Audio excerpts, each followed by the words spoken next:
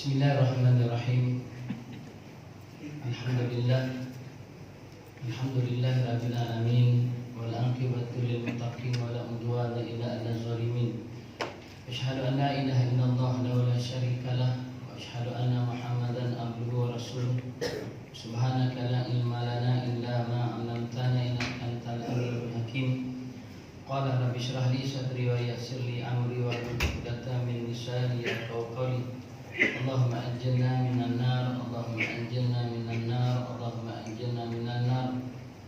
Asbahna ala fitratil Islam wa ala kalimatil ikhlas. Ya ayyuhan nas ittaqullah usikum wa iyaya bittaqwallah faqad fazal muttaqun. Qala ta'ala fil kitabil karim, a'udzu billahi minasyaitonir rajim. Allahul ladzi ja'ala lakumul laila litaskunu fihi wan nahara mubsira. Inna Allah la dzu fadlin 'alan nasi walakinna aksyaran nasi la yashkurun. Shadaqallahul azim. Tuan-tuan, puan-puan, ibu-ibu, ayah-ayah muslim rahimakumullah. Assalamualaikum warahmatullahi wabarakatuh. Pertama dan selamanya kita merapatkan setinggi-tinggi syukuran kepada Allah Subhanahu wa taala di atas segala nikmat yang masih dianugerahkan kepada kita, nikmat kehidupan, disihatkan daripada segala kesakitan, dilapangkan daripada segala kesibukan, dan diberikan kekuatan taufik dan hidayah Allah Subhanahu wa taala menghimpunkan kita pada malam hari ini, sama-sama menyempurnakan fardu isya, tarawih 4 rakaat. Jangan lupa ada sambung lepas ni. Kemudian duduk dalam satu majlis kuliah tazkirah ilmu yang pastinya akan mendapat rahmat daripada Allah Subhanahu wa taala, dan mudah-mudahan pertemuan kita pada malam hari ini mengundang barakah Allah Subhanahu wa taala. Alhamdulillah masih lagi diberikan kehidupan oleh Allah Subhanahu wa taala untuk meneruskan perjalanan hidup kita, dan hari ini kita telah pun berada pada hari yang ke-17 memasuki hari yang ke-18 dalam Ramadan Allah Subhanahu wa taala, dan mudah-mudahan segala ibadah yang telah kita sempurnakan, amal baik yang telah kita usahakan khususnya dalam Ramadan diterima, catatkan di antara amal-amal soleh kita usahakan untuk melayakkan kita ke syurga Allah Subhanahu wa taala. Tuan-tuan, puan-puan, muslimat rahimakumullah, Sayyidina Ali karamallahu wajhah bila mendatangi Ramadan ini diperbanyakkan doanya pada Allah Subhanahu wa taala. Diajarkan oleh Rasulullah dengan 3 doa. Diajarkan oleh Rasulullah pada Sayyidina Ali ini dengan 3 doa yang boleh juga kita doakan pada Allah Subhanahu wa taala. Yang pertama, Sayyidina Ali ini minta pada Allah, wahai Allah, ya Allah, ya Tuhan, ya Rabb, aku pohonkan padamu ya Allah, anugerahkanlah aku kesihatan yang baik, jauhkan daripada kesakitan yang berat. Kita minta Allah Ta'ala sihatkan tubuh badan kita, apatah lagi menghampiri pada 10 malam yang terakhir. Allah Ta'ala sihatkan tubuh badan kita, dan kalau pun diuji dengan kesakitan-kesakitan yang ringan, maka mudah untuk sembuh. Tujuannya apa? Untuk menguatkan kita beribadah dengan Allah Subhanahu wa taala. Sebab kita ni tuan-tuan, kalau sakit ibadah kita tak sehebat waktu kita sihat ke. Kalau sakit, kita bukan ulama, tuan guru. Yang lagi sakit lagi hebat ibadahnya, lagi sakit lagi banyak sujudnya pada Allah Subhanahu wa taala. Kita uji sakit perut sikit je, pening kepala sikit je, tak lalu sujud lama-lama, berdiri lama-lama pun tak boleh dah. Dan kalau pun Allah Ta'ala uji juga dengan sakit yang berat, itu takdir, itu ketentuan daripada Allah Subhanahu wa taala. Yang pertama. Yang kedua, Sayyidina Ali minta pada Allah, ya Allah, lapangkan aku daripada segala kesibukan. Minta Allah Ta'ala lapangkan kepada kita pada 10 yang terakhir daripada segala kesibukan dunia. Tuan-tuan, masa yang Allah Ta'ala berikan kepada kita selama 24 jam, berapa banyak masa yang kita habiskan dengan Allah Subhanahu wa taala? Kalau dalam kitab 30 wasiat Imam Syafi'i, kata Imam Al-Ghazali, kata Imam Syafi'i rahmatullahi alaihi, masa ni dibahagikan pada 3 bahagian. Mana 24 jam tu bahagi 3. 8 jam untuk kerja yang masih lagi bekerja, 8 jam untuk rehat, dan 8 jam untuk ibadah. Rasa-rasanya kita ada tak? 8 jam untuk kerja ada tak? Ada lah kalau orang yang masih kerja. 8 jam untuk rehat, termasuklah tidur di situ, ada tak? Ada. Ada tak 8 jam ibadah? Cakap betul, mana mahir? Ada tak 8 jam untuk ibadah? Rasa-rasa ada tak? Sepanjang 1 sampai 17 Ramadan ada rasa-rasa 8 jam. Kalau ada, alhamdulillah. Kalau ada, alhamdulillah. Mungkin sejam untuk kita ambil waktu kita dalam solat 5 waktu tu. sejam lagi duduk dalam kuliah tazkirah majlis ilmu, baru 2 jam. Lagi 6 jam. Kalau ada dengan Allah, alhamdulillah, tu terbaik tu. Bakal lebih pada tu lagi baik. Tapi sekurang-kurangnya kalau tak sampai 8 jam ada dalam 24 jam ni masa kita dengan Allah Subhanahu Wa Taala. Betul kita sibuklah dengan kesibukan dunia ni. Takkan kita nak sibuk lagi dengan dunia pada malam hari ni. Kita ambil waktu tu dengan Allah Subhanahu Wa Taala. Benda yang ketiga, Sayyidina Ali doa pada Allah, wahai Allah, cukupkan aku dengan tidur yang sedikit. Cukupkan dengan tidur yang sedikit. Saya rasa Ramadan ni tidur ni kejar. 3 jam cukup tak tidur? Cukup. Tidur ni tuan-tuan tak payah lama-lama. Setengah jam pun cukup tidur. Tapi tidur yang waktu benar-benar tidur, waktu yang benar-benar mengantuk. Betul. Ramadan ni kita tidur 3-4 jam pun cukup. Tambah tuan-tuan yang masuk 60 tahun, 70 tahun, tak cukup lagi tidur. Kalau nak kira berapa juta jam tidur lah. Daripada lahir tu sampai sekarang tak cukup-cukup tidur pun. Kalau nak tidur lama, insyaAllah satu hari nanti akan tidur lama. Qalu inna lillahi wa inna ilaihi raji'un. Tidur, insyaAllah tidur. Cukup tak? Setengah jam cukup. Logiknya tuan-tuan, bila saat-saat kita mengantuk sangat, tuan-tuan daripada Kuala Lumpur nak balik ke Tambun ni, sampai dekat Rawang, ya Allah mengantuknya. Bawa kereta pun tersebut-sebut. Tuan-tuan berhenti kereta dekat RNR, mana tuan-tuan tidur tak sampai 8 jam. Tak, cukup tak kalau setengah jam? Tuan-tuan tidur setengah jam, cukup tak? Cukup. Bangun, lepas tu tuan-tuan bawa kereta sampai ke Tambun, terjegir biji mata, tak tidur sampai subuh. Setengah jam dia tidur. Betul tak betul? Maknanya minta pada Allah tidur yang sedikit dalam Ramadan. Tak payah tidur banyak-banyak, tidur yang sedikit. Yang ni yang Sayyidina Ali minta pada Allah Subhanahu Wa Taala, khususnya berada dalam Ramadan Allah Subhanahu Wa Taala. Mudah-mudahan. Tuan-tuan, puan-puan muslimat rahmatullah, saya datang lagi malam ni, jangan malam. Kalau ganti itu Ustaz Ridwan. Kalau Ustaz Ridwan tu ganti. Saya dah seronok-seronok rehat di rumah, tengah baring-baring di rumah, cuti-cuti ni. Mak kira telefon pula. Datang Ustaz, saya nak tolak, saya. Kalau tak tolak pun buat apa di rumah apa tak? Datang juga lah. Sebab ada benda-benda yang boleh dikongsikan dengan tuan-tuan. Saya pernah cerita pada tuan-tuan tentang waktu saya datang mula-mula tentang manusia yang dikatakan, yang disebut oleh Allah dalam suatu Furqan sebagai golongan ibadur rahman. Malam ni saya cerita pada tuan-tuan 12 ciri-ciri manusia yang disebut oleh Allah dalam suatu Furqan ni, yang inilah hamba-hambaku yang beramal soleh di sisiku, kata Allah. Golongan yang disebut sebagai ibadur rahman. Ada 12 ciri-ciri itu. Dan kalau ada salah satu kepada kita, alhamdulillah. Tapi paling baik ni 12. Disebut sebagai orang-orang yang bertakwa, beramal soleh di sisi Allah Subhanahu Wa Taala. Yang pertama golongan orang-orang yang beramal soleh di sisi Allah ni, yang pertama kata Allah dalam surat Al-Furqan tu, yang pertama mereka yang menundukkan pandangannya ketika mana berada di bumi Allah Subhanahu Wa Taala. Maksudnya mereka yang berjalan dengan penuh hina. Maknanya sifat yang kita sebut dalam sifat takwa tu, tawaduk dengan Allah, berendah diri. Orang yang merendahkan dirinya dalam kehidupan di dunia dengan apa? Dengan segala kehidupan di dunia. Maknanya dia berjalan di dunia dengan penuh rasa hina. Dan memang tuan-tuan, apa hebatnya kita? Kita ni pun diciptakan bermula daripada nuftah, air mani yang sangat hina. Air mani ni kalau dalam perut nampaklah sucinya di situ. Tapi kalau dikeluarkan macam tu je, melalui proses perkahwinan yang dihalalkan oleh Allah Subhanahu Wa Taala, hina tak? Hina di sisi Allah Subhanahu Wa Taala. Maknanya menghinakan diri kita dalam perjalanan hidup dekat dunia. Nak sombong apa kita dengan kuasa yang ada pada kita, kedudukan, pangkat, jawatan yang ada pada kita. Menghinakan diri kita dengan Allah Subhanahu Wa Taala, menghinakan diri kita berhadapan dengan Allah Subhanahu Wa Taala. Tuan-tuan, ingat ketika mana Sayyidina Ali karamallahu wajhah dan Sayyidina Umar Al-Khattab diarahkan oleh Rasulullah untuk bertemu dengan seorang ulama yang hebat, seorang ahli sufi yang hebat, seorang ahli tasawuf yang hebat, Uwais Al-Qarani, di tengah-tengah padang pasir. Waktu mula-mula sampai Sayyidina Ali, Sayyidina Umar, apa kata Uwais Al-Qarani? Kata Uwais Al-Qarani, wahai Amirul Mukminin, kamu ni orang yang paling dekat dengan Rasulullah, takkanlah nak datang jumpa aku di tengah-tengah padang pasir ni. Aku ni tak layak pun bergaul dengan orang-orang yang ada di tengah-tengah pekan, di tengah bandar. Tempat aku hanya layak di tengah-tengah padang pasir. Baliklah kamu. Kamu takkan dapat apa sesuatu pun daripada aku. Tu kata Uwais Al-Qarani. Tapi bila disebut oleh Sayyidina Umar Al-Khattab, kata Sayyidina Umar, wahai Uwais Al-Qarani, kami datang ni kerana perintah daripada Rasulullah sallallahu alaihi wasallam. Bila sebut dia nama Nabi, maka menitis air mata Uwais Al-Qarani. Dia duduk satu zaman dengan Rasulullah, tapi dia tak bertemu dengan Rasulullah sallallahu alaihi wasallam.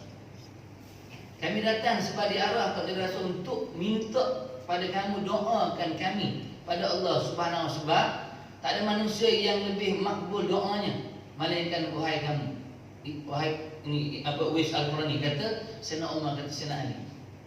Apa kata Uwais Al-Qarani? Dia kata, wahai Amirul Mukminin, aku ni orang biasa, baliklah kamu mintalah Rasulullah untuk doakan kamu di sisi Allah Subhanahu wa taala. Kami takkan balik selagi mana tidak doakan olehmu.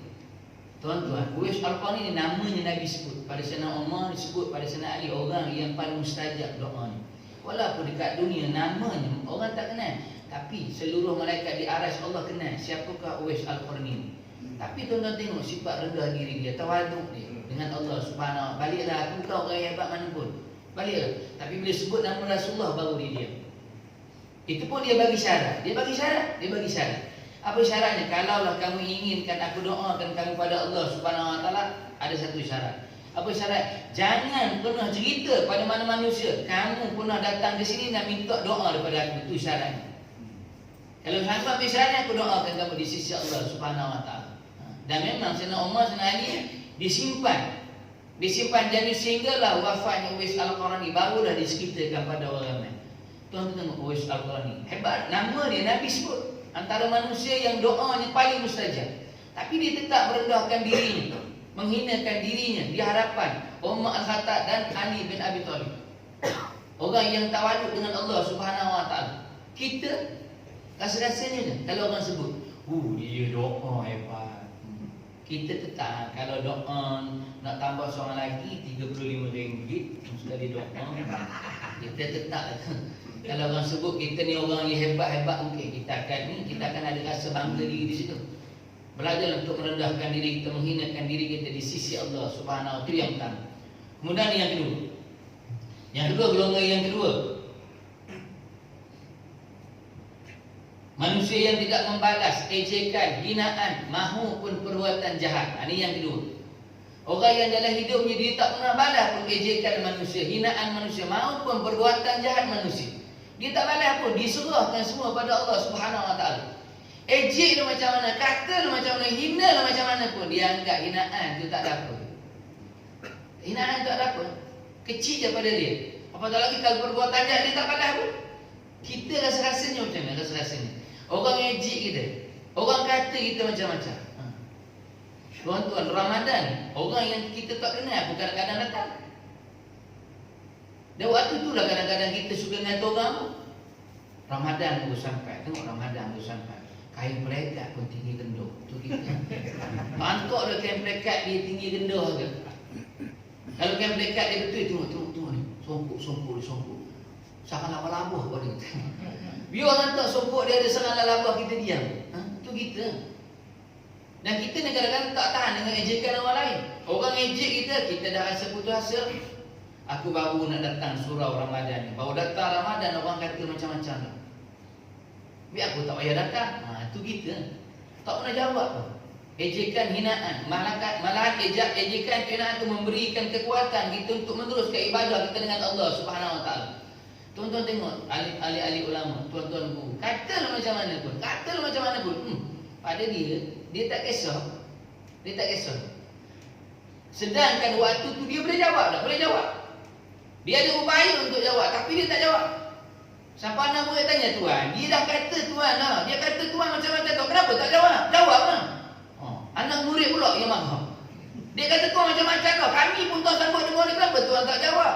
Tuan dah jawab lah. Kata Tuan guru tak payah jawab lah. Tak jawab. Rasulullah, kalau tuan-tuan pernah baca sirah Rasulullah ketika mana dihina oleh puak-puak munafik. Puak munafik ni pernah kata Rasulullah ni sampai satu perkataan yang tak sanggup didengar oleh para sahabat. Apa kata puak-puak munafik ni pada orang-orang Madinah ketika mana hijrahnya Rasulullah sallallahu alaihi wasallam?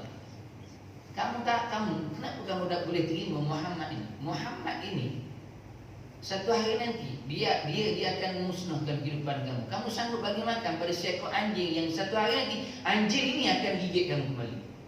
Tu kata puak-puak munafik. Disamakan Rasulullah dengan anjing. Sahabat dengar, Sayyidina Umar dengar, Sayyidina Ali dengar. Kalau Sayyidina Umar ni nak naik pedangnya. Tapi Nabi kata, tuan-tuan yang kata tu ketua munafik yang paling berkuasa pada waktu itu, yang namanya siapa? Abdullah bin Ubay. Dia pernah kata macam tu pada puak-puak orang-orang Madinah pada waktu itu. Kamu datang sini, kamu beri makan pada seekor anjing yang akhirnya anjing itu akan gigit kamu. Rasulullah bila dengar cerita tu, Rasulullah panggil Abdullah bin Ubay. Datang Abdullah bin Ubay. Nabi tanya, wahai Abdullah bin Ubay, aku dengar berita sekian, betul tak keluar daripada mulut kamu? Kata Abdullah bin Ubay, tak ada Rasulullah, itu semua fitnah. Ni panggil orang munafik.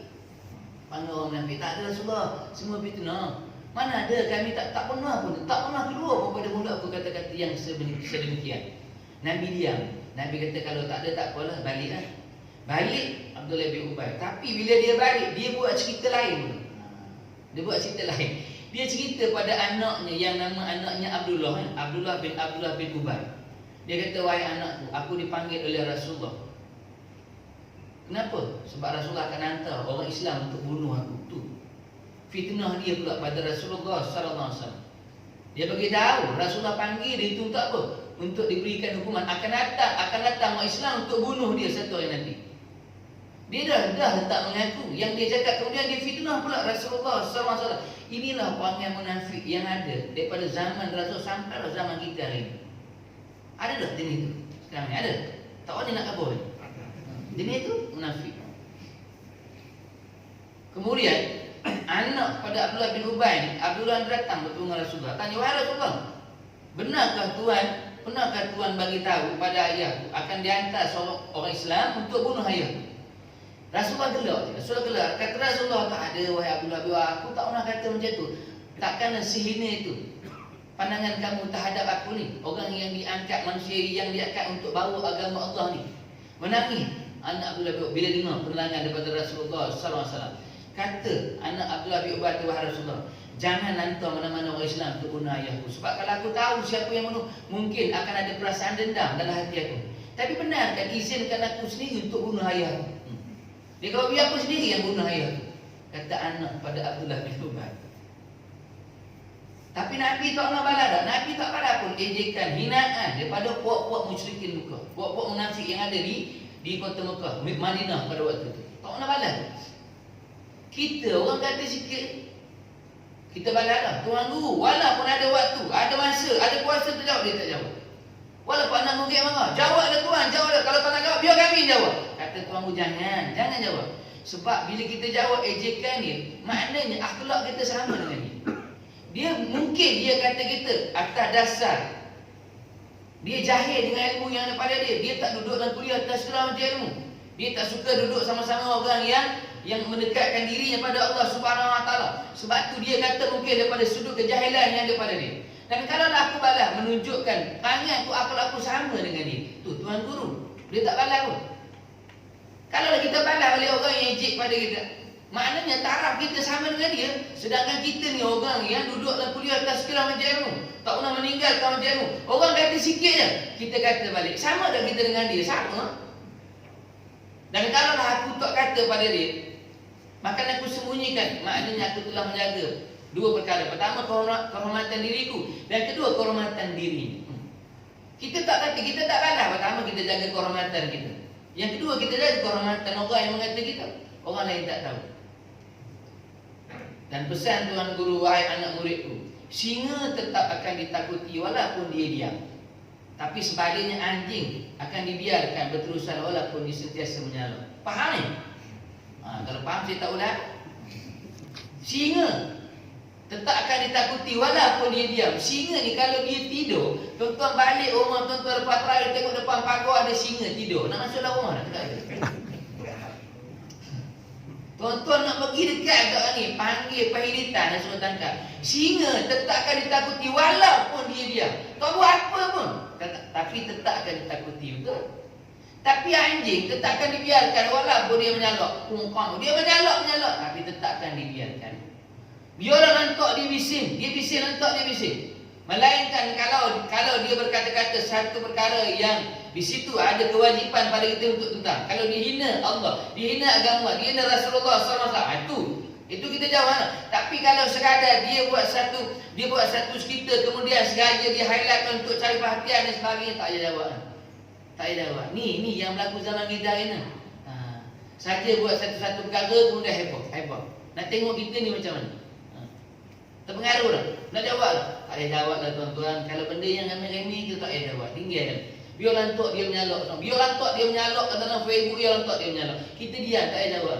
Tapi kalau isu yang menyentuh tentang agama, di situ ada kewajipan untuk kita jawab. Untuk bela agama Allah Subhanahu Wa Taala.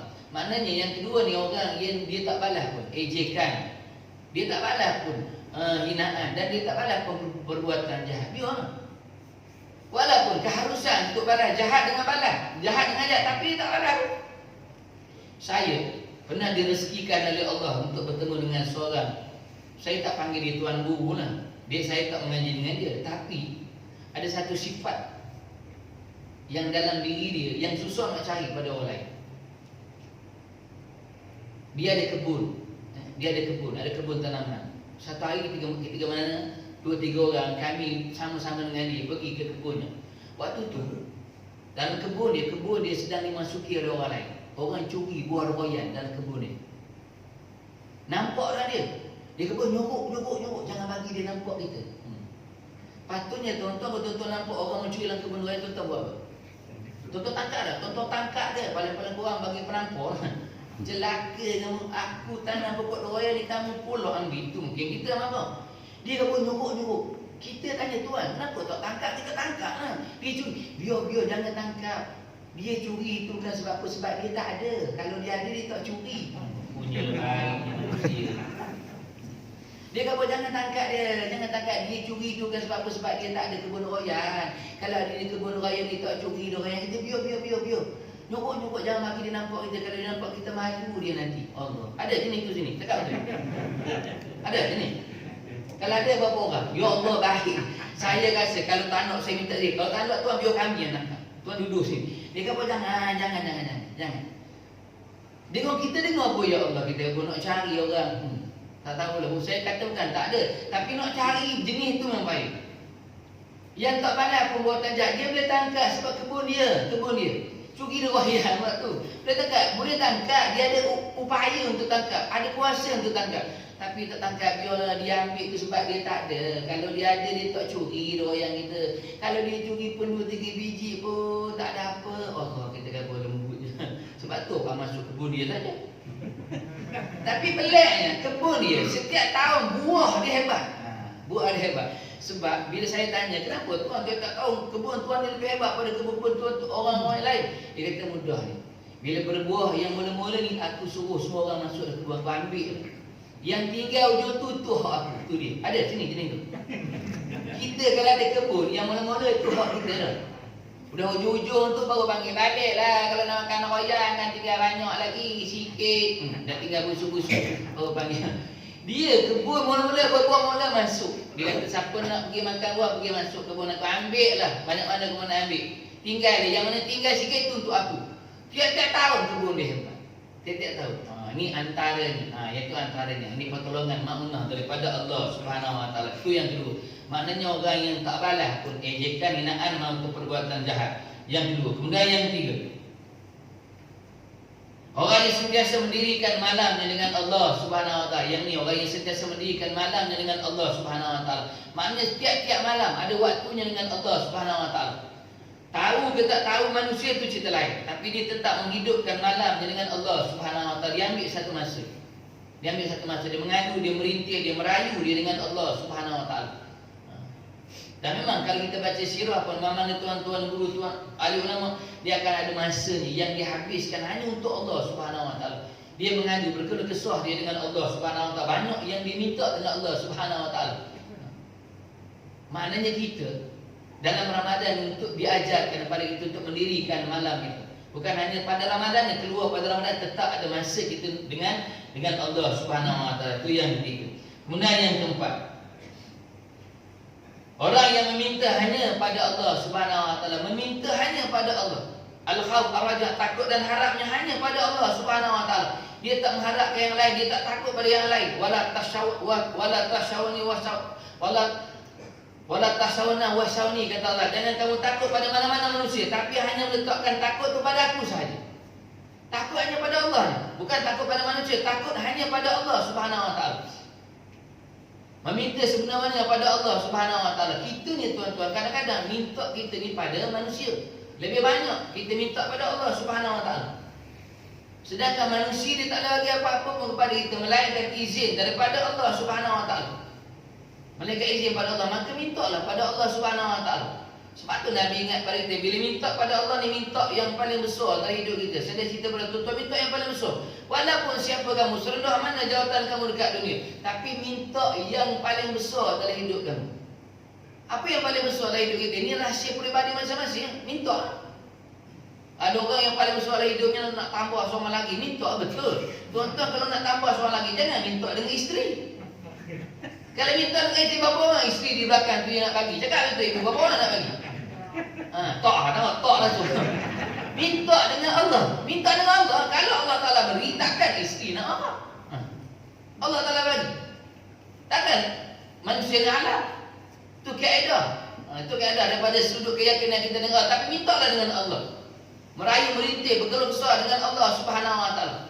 Mana dia tak takut pada mana manusia. Ancam nak macam mana, ugut nak macam mana, halal nak macam mana. Tak. Tidak akan merendahkan, tidak akan menghilangkan ketakutannya dengan Allah Subhanahu. Kita ugut sikit je, halang sikit dah. Nak keluar kuliah hujan, turun 2-3 titik.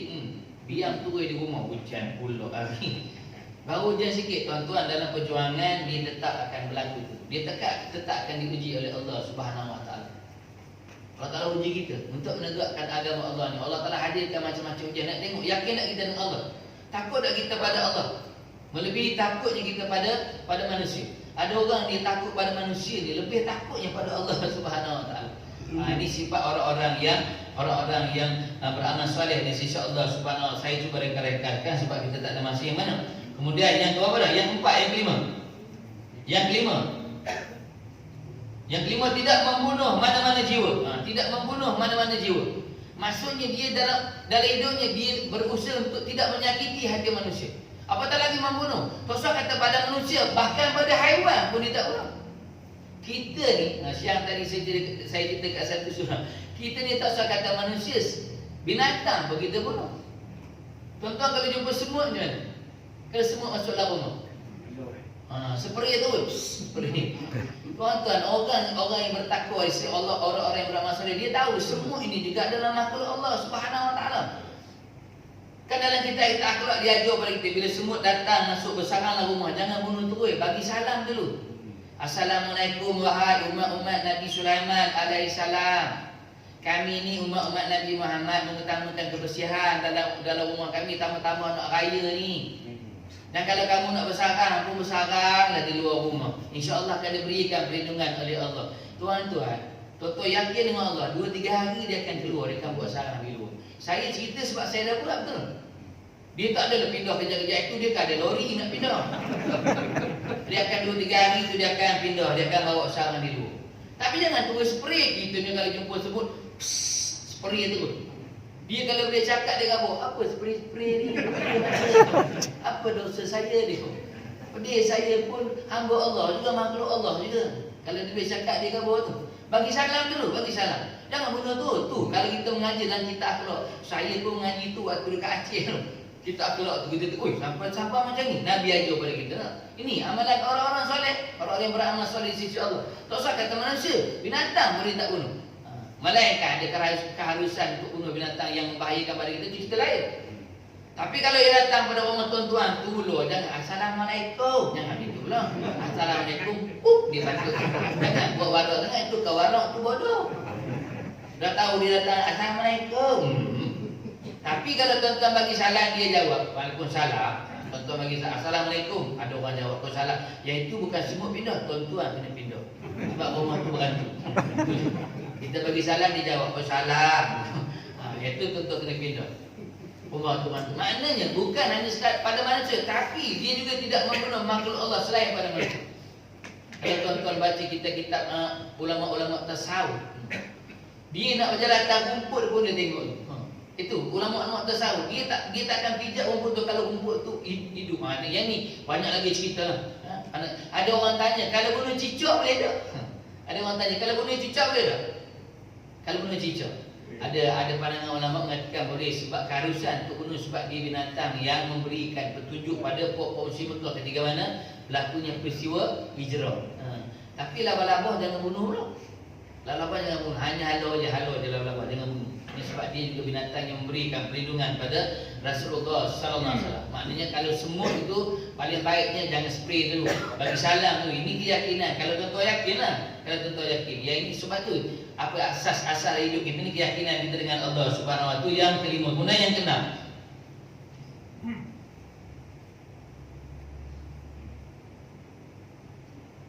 Orang yang kena orang yang tidak membazir dan juga tidak kedekut. Tidak membazir dan juga tidak kedekut.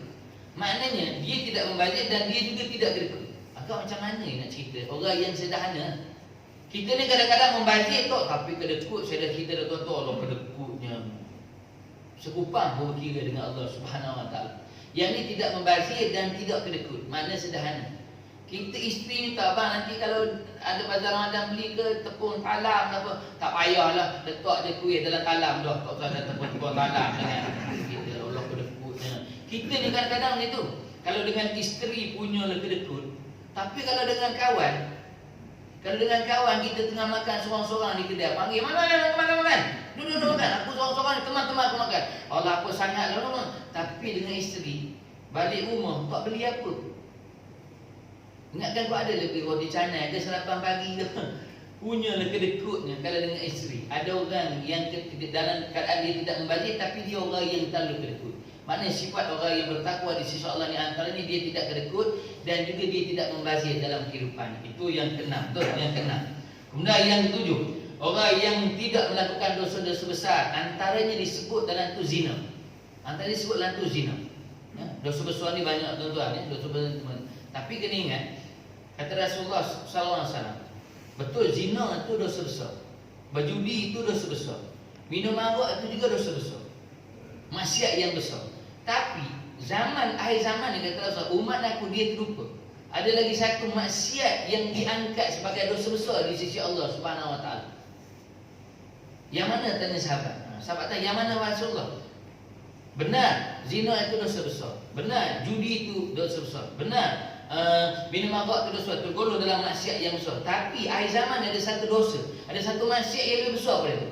Maksiat mana? Yang kita jarang nampak. Kita terlupa pandangan kita terhadap itu.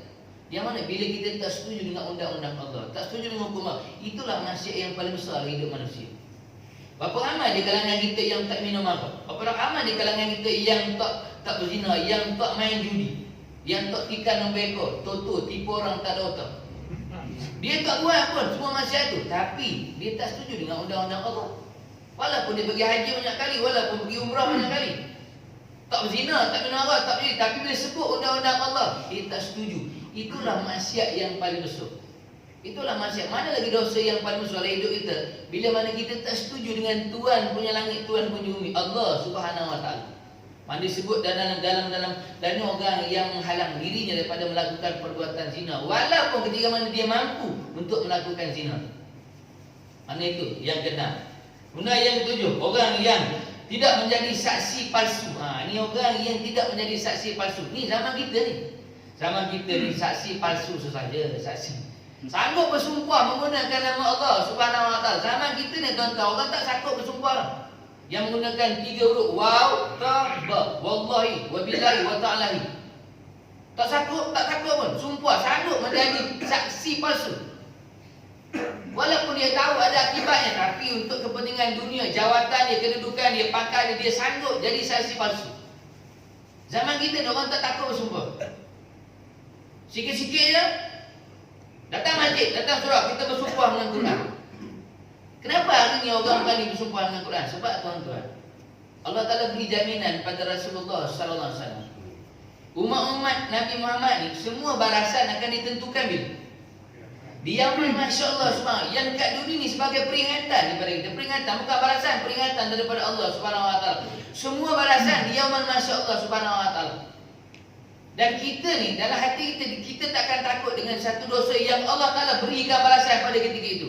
Kalau dosa tu Allah Ta'ala berikan balasan pada ketika itu, tu mungkin akan mendatangkan gerun kita dengan ancaman daripada Allah subhanahu wa ta'ala. Hanya pada dua dosa, berzina dengan derhaka pada mak ayah, itu je yang dosa Allah Ta'ala balas dekat dunia. Itu pun tunggu waktu keadaan. Tapi kita tak dekat dunia. Cepat lambat Tuhan Allah Subhanahu Wa Ta'ala. Yang lain semua hitungannya dia Masya Allah Subhanahu. Sebab tu orang tak takut dengan sumpah ni, sumpah anak ni. Sanggup letak Quran tak kepala. Tak takut, sanggup jadi saksi palsu. Zaman kita ni. Sebab tu saya ingat satu kisah ketika mana dua orang murid yang berada di Mahat Hafiz. Ada berlaku kes kecurian di Mahat Hafiz. Saling tuduh-menuduh, orang dituduh ni, orang dituduh ni. Tapi antara dua tu ada seorang yang benar, ada seorang yang salah. Maka dibawa menghadap pada tuan-tuan guru. Siapa di antara kamu yang mencuri? Dia kata dia bukan. Dia kata pun dia tak mencuri. Sanggup tak bersumpah dengan Quran? Dua-dua sanggup bersumpah dengan Quran. Yang mencuri pun sanggup bersumpah dengan Quran. Yang tak mencuri pun dia lagi sanggup bersumpah dengan Quran sebab dia tak mencuri. Akhirnya bila sanggup dua-dua bersumpah dengan Quran, tak boleh cari jalan. Siapa? Tak boleh tahu siapa yang benar-benar mencuri.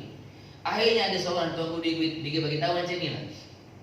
Kalau benar dua-dua kamu ni tak mencuri, tapi nak juga jawapan, dia buat satu ni. Dia buat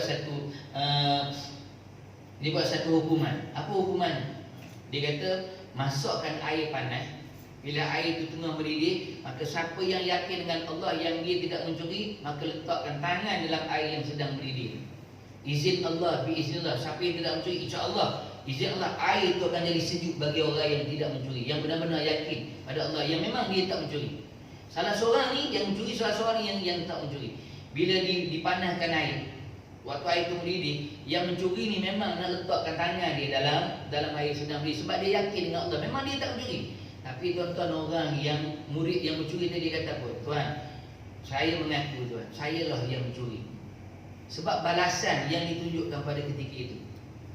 Kalaulah sekadar sumpah macam tu je, balasan yang akan diberikan di yaumul mahsyar, orang tak takut nak dengan sumpah anak ni.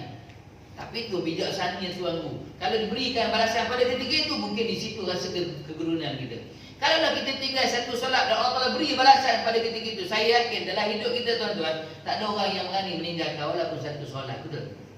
Tapi sebab dosa itu, balasan itu akan diberikan di yaumul mahsyar Allah Subhanahu Wa Ta'ala, maka Allah Ta'ala masih lagi beri pengampunan kepada kita. Ada waktu had yang diberikan oleh Allah untuk diterima segala taubat kita dengan Allah Subhanahu Wa Ta'ala. Sebab tu di antaranya orang yang beramal soleh, dia takkan jadi saksi palsu walaupun diancam sebagaimana dalam hidupnya. Itu yang keenam, yang ketujuh. Ya, kemudian yang ketujuh, yang ke-8, saya pun tak ingat dah apa dah. Yang ke-8, 9 dah. 9 dah. Kemudian yang ke-10, 9, meninggalkan perkara yang sia-sia. Meninggalkan perkara yang sia-sia.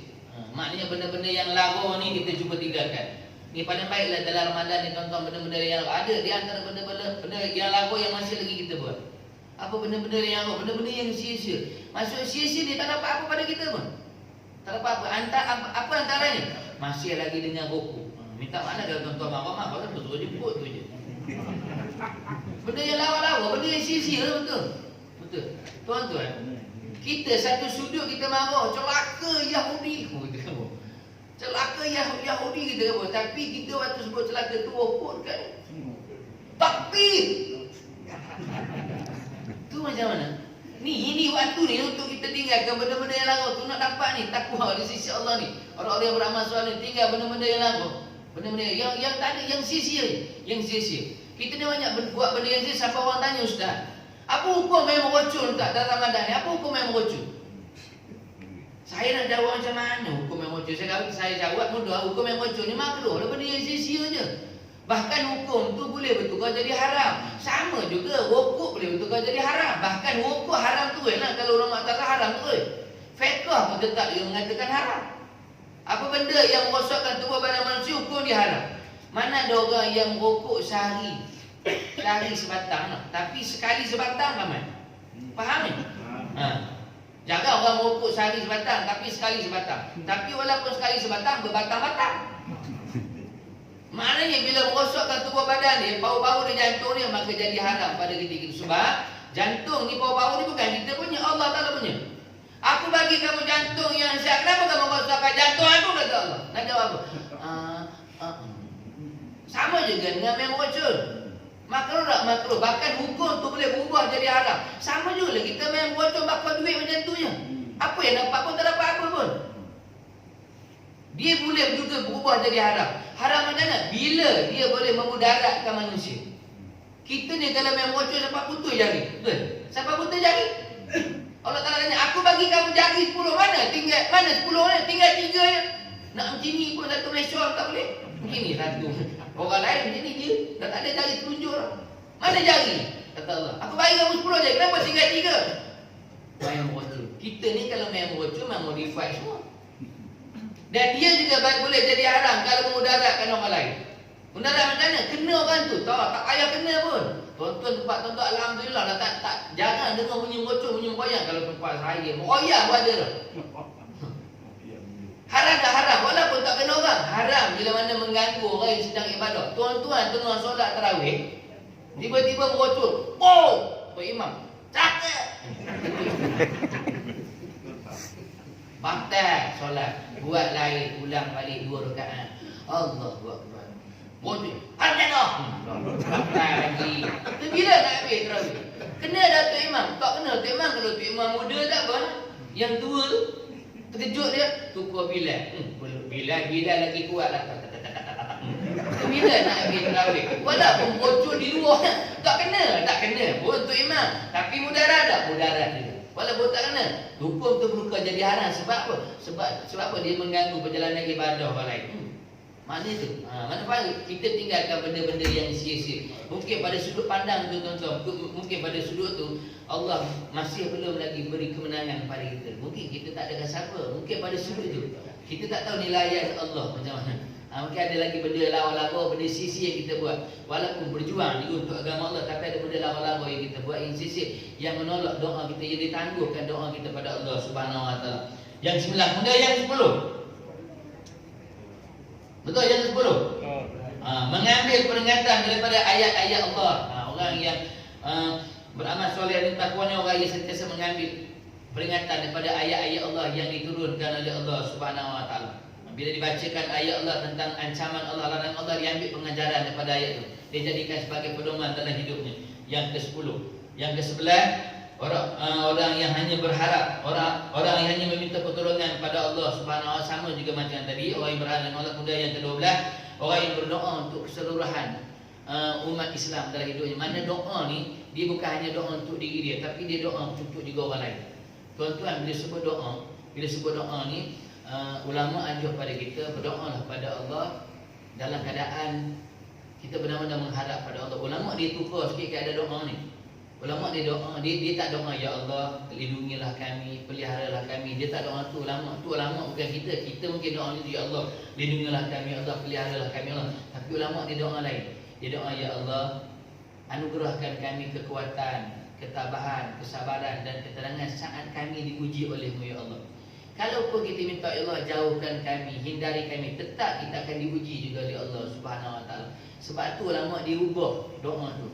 Dia tak doa jauhkan kami, hindari kami, sebab dia tahu ujian ini menunjukkan kasih sayang Allah pada dia. Kita minta pada Allah jauhkan kami Allah, hindarikan kami. Tapi ulama dia minta ya Allah anugerahkan kami kekuatan, ketabahan, kesabaran, ketenangan saat kami diuji oleh Allah. Sebab kami tahu lari mana pun kami tetap akan diuji oleh Allah. Cuma dalam ujian itu beri kami kekuatan, ketabahan, kesabaran dan ketenangan. Itu ulama. Dia suka guna dua kalimah, anugerah ataupun kurnia kala. Dia tak guna beri. Sebab bila beri ni boleh ambil balik. Kaedah ya Allah berikan kami, beri ni boleh ambil. Tapi bila anugerah dia besar. Dia besar nilainya di sisi Allah. Kurnia ni dia besar nilai di sisi Allah Subhanahu Wa Taala. Itu kaedah dalam dalam ulama-ulama tasawuf. Dia ubah tu. Kita nak guna pun boleh, tak guna pun boleh. Tapi yang penting ada doa kita untuk kita, dan ada doa kita untuk keseluruhan umat Islam, untuk menunjukkan kasih sayang kita dengan keseluruhan umat Islam yang ada dalam muka bumi Allah Subhanahu Wa Taala tu, antara 12. 12 banyak lagi nak cerita pada tuan-tuan, tapi dah masa pun dah pukul lebih dah. Tuan-tuan tengok saya bila nak berhenti, saya tengok tuan-tuan bila kabur berhenti. Itu je. Mudah-mudahan Allah Ta'ala berikan kita kekuatan untuk mengharungi 10 malam yang terakhir ni dalam keadaan kita yang disihatkan tubuh badan kita, dilapangkan daripada segala kesibukan dunia. Kemudian Allah Ta'ala berikan tidur kita yang sedikit tapi cukup pada kita untuk meneruskan kesenangan ibadah kita dengan Allah Subhanahu. Dan carilah malam Lailatul Qadar Allah Subhanahu Wa Taala. Cuma diceritakan malam Lailatul Qadar ni merupakan hari raya bagi para malaikat Allah Subhanahu Wa Taala. Saya cerita siang tadi, malaikat ni tuan-tuan, dia ada 2 hari raya. Pertama, hari raya para malaikat ni pada hari malam nisfu Syaban. Itu yang pertama. Malam nisfu Syaban ni merupakan hari raya bagi para malaikat. Yang keduanya, hari bila berlakunya malam Lailatul Qadar, itu juga merupakan hari raya bagi para malaikat.